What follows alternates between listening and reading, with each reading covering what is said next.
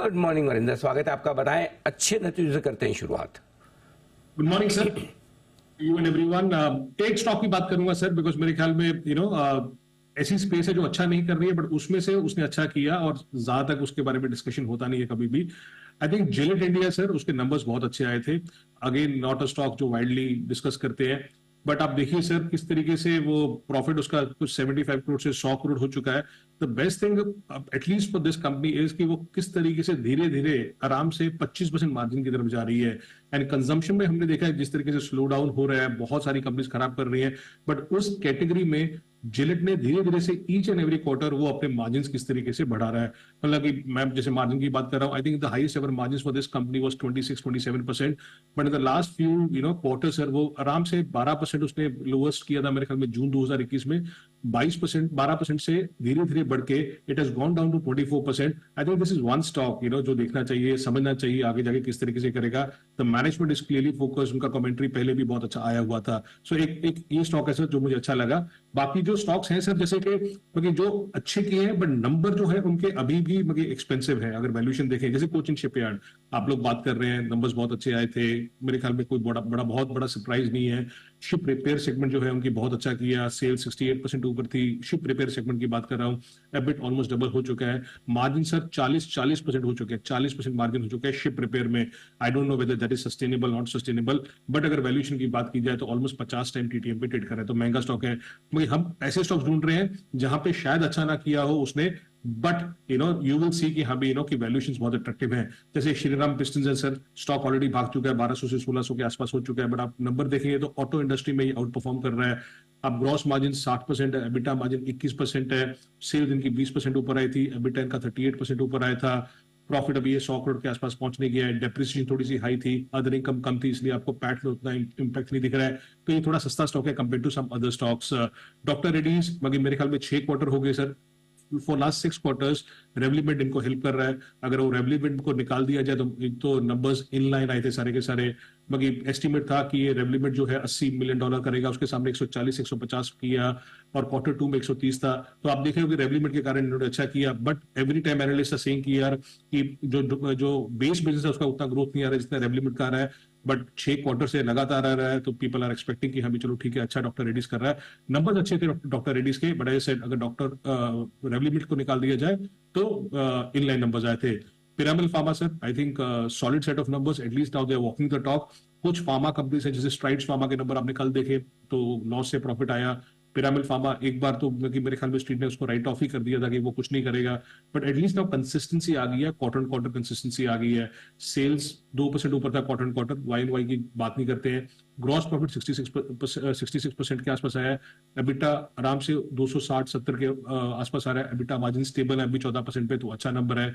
Keynes technologies काबिल तारीफ number थे, सेल्स बहुत बेहतरीन थी बट बहुत एक्सपेंसिव है सर। सेल्स की अगर बात की जाए तो 76% ऊपर था वाई, 40% ऊपर था क्वार्टर। मार्जिन अभी भी वो 13-13.5% के आसपास आया हुआ है, बट सर 150 टाइम टीटीएम पे ट्रेड करता है, तो बहुत बहुत महंगा स्टॉक है। सो कुछ अच्छे नंबर आए सर, बट अगर मैं देखूं कि कौन सा नंबर अच्छा आया और वैल्यूएशन भी ठीक ठाक है, आई थिंक उसमें जिलेट एक फिट होता है। जिलेट आपके लिए दमदार नतीजे पेश करता हुआ दिखाया, और बाकी नतीजे अनुमान के बताए नंबर अच्छे लेकिन महंगे बहुत हैं। उम्मीद के मुताबिक नतीजे कोई अगर आपकी लिस्ट में है तो वो बताइए। सर त्रिवेणी है जो बहुत ज्यादा अच्छा नहीं किया, अगर उस सेगमेंट में देखा जाए तो उसमें त्रिवेणी ने फिर भी अच्छा किया। मार्जिन अभी भी अच्छे हैं, उसके बेटा मार्जिन 12.5% कंपेयर टू 11.5%। मैनेजमेंट ने अच्छा डिविडेंड दिया सर, 4.5 के आसपास डिविडेंड दिया। अगर आप नंबर्स देखेंगे, सेगमेंट देखेंगे, तो शुगर का एबिट मार्जिन अभी भी 11.5% है वर्सेस 10% है। इंजीनियरिंग सेगमेंट में उनका पूरा फोकस है सर, वो चाहते हैं कि पावर ट्रांसमिशन बिजनेस को 250 से 400 करोड़ कर दे और 400 से 500 करोड़ कर दे। सो त्रिवेणी नंबर हमें इन लाइन लगे। एस्ट्रल बहुत टाइम से अच्छा नहीं कर रहा है सर, बहुत टाइम से अच्छा नहीं कर रहा है। Yes there has been problem. अगर आप देखेंगे पाइप्स बिजनेस में वॉल्यूम आ रहा है बट मार्जिन उतने नहीं आ रहे हैं। एक टाइम पे ये कंपनी 20% से ऊपर मार्जिन करती थी, अभी 15% पे आ गई है। तो आप अगर प्लम्बिंग देखेंगे तो प्लम्बिंग का सेल्स देखेंगे वो 1% ऊपर है क्वार्टर। एबिट ठीक था, मार्जिन 12% के आसपास अटका हुआ है। सो वॉल्यूम ठीक है, रियलाइजेशन उतनी अच्छी नहीं आ रही है। और वीआईपी का sir, I think there is a one of hit जो वीआईपी में आई है। यस पहले हम स्टोरी सुनते थे कि ये कंपनी बिक जाएगा, नहीं हो जाएगा, ये हो जाएगा। Again sir classic case study जो 52 वीक लो पे आपको कंपनी मिल रही है, एंड इट्स नॉट एरा गैरा कंपनी, बट अगर आप देखेंगे तो सेल्स में कुछ ऐसा खराबी नहीं था। सेल्स 4% ऊपर था, ग्रॉस प्रॉफिट अभी भी उसका 17% ऊपर था, ग्रॉस मार्जिन अभी भी 55% पे है।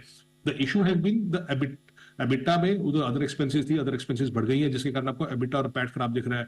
But I think I will be watching out for the con call for this company very closely, किस तरीके से होता है, because the valuations are very favourable for this company. ये है आपके लिए अनुमान के मुताबिक नतीजे। बताएं कमजोर रिजल्ट्स में कौन कौन स्टॉक शामिल है? Voltas sir, clearly Voltas again the stock has not done well, और मेरे ख्याल में मार्केट को पहले ही पता चल जाता है कि कौन सा स्टॉक अच्छा नहीं कर रहा है, इसलिए उसके नंबर्स इस तरीके से आते हैं, तो वोल्टास उस तरीके से आएगा। But I think the market knew about all these numbers. दो सेगमेंट्स इनके हैं सर, यूनिटरी कूलिंग प्रोडक्ट्स और इसका इलेक्ट्रोमैकेनिकल सेगमेंट।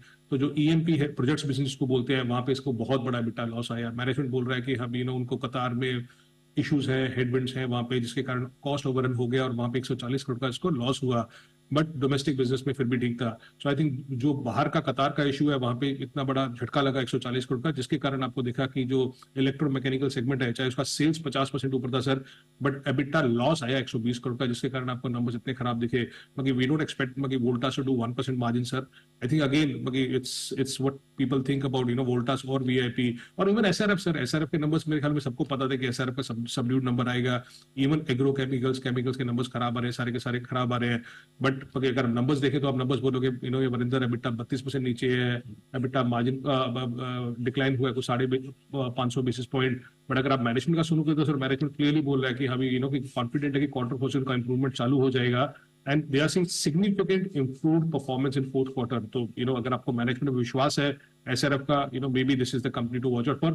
सर अभी मेरे ख्याल में ये 17 टाइम्स ईवी एबिटा पे ट्रेड कर रहा है और 15% below 3 year average. So 3 year की एवरेज के नीचे वही एसआरएफ आपको मिल रहा है। जेडएफसीवी के नंबर्स खराब थे सर, अगर आप देखेंगे तो श्रीराम पिस्टन इंडस्ट्री में ग्रोथ किया, बट जेडएफ ने उतना ग्रोथ नहीं किया।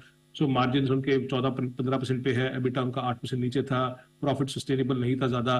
But again sir 70 ZF CV की बात कर रहा हूँ, 75 टाइम्स पे ट्रेड करता है। और कुछ नंबर जो बहुत ही खराब है सर, जुबलेंट इंग्रेविया हुआ या फिर ये बिग मनी ऑर्गेनिक्स हुआ। I think these are forgettable quarters about few companies like Jubilant Ingrevia, Astec हुआ, या फिर बिग मनी हुआ, जहाँ पे नंबर क्या बोलूं सर, मार्जिन इंग्रेविया के सर 9% रह गए हैं। केमिकल सेगमेंट पे अगर देखा जाए तो एबिट 40% नीचे था और एबिट मार्जिन सिर्फ 8% रह गया है। स्पेशलिटी केमिकल में उनका एबिट 50% नीचे था और मेघमानी ऑर्गेनिक्स ने तो एबिटा लॉस कर दिया सर इस पर। ओहो, तो ये है आपके लिए खराब नतीजों की भी लंबी लिस्ट। और कल मुलाकात फिर होगी, पता नहीं रिजल्ट पे तो होगी 10:30 रिजल्ट पे। कल तो स्टूडियो में 10:30 बजे आप स्टूडियो में कल हाँ बोलेंगे सर, बिल्कुल। तो चलिए बजट पर पूरा विस्तार से हमारे बजट के बड़े पैनल में आपको वरिंदर बंसल मिलेंगे, जो लाइव बजट हमारे साथ देखेंगे। और बजट पर जैसे ही वित्त मंत्री जी का भाषण शुरू होगा, जो भी ऐलान होगा उसका आपके लिए लाइव विश्लेषण ऑनलाइन रियल टाइम बेसिस पर वरिंदर की तरफ से आता हुआ दिखेगा। और बजट के बाद भी तुरंत हम लेंगे प्रतिक्रिया। कल आपका इंतजार रहेगा। आज के लिए बहुत बहुत धन्यवाद वरिंदर, हमें समय देने के लिए, नतीजों पर विस्तार से बातचीत करने के लिए।